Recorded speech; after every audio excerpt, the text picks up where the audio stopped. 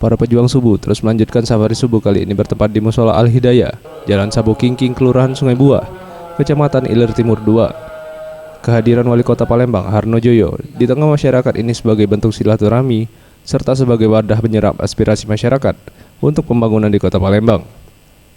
Menurut Harno Joyo, Wali Kota Palembang mengatakan, banyak cara untuk memakmurkan masjid, salah satunya dengan melaksanakan sholat subuh berjamaah sebelum beraktivitas, serta gotong royong setiap minggunya dan ikut berpartisipasi menjaga lingkungan dengan tidak membuang sampah sembarangan.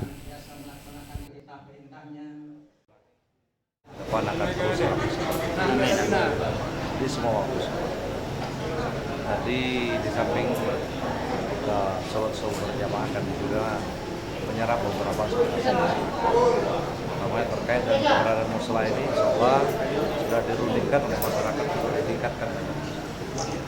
Harapan kita di tempat marilah kita jadikan rumah ibadah ini menjadi tempat dari kita beri bertakwa kepada Allah.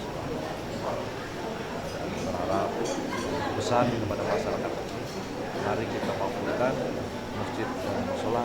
Insya Allah kita akan menjadi.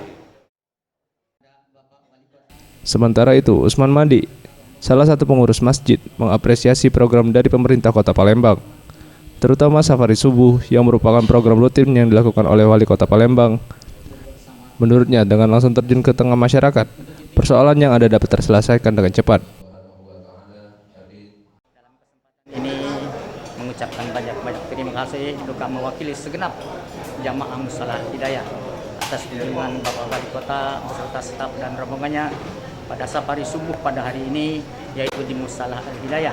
Mudah-mudahan dengan kunjungannya beliau pada pagi hari ini dengan mengandung penuh hikmah dan manfaat, khususnya bagi jemaah Musola Al-Hidayah dan pada umumnya warga RT 07 Kelurahan. Tim Liputan Sriwijaya TV.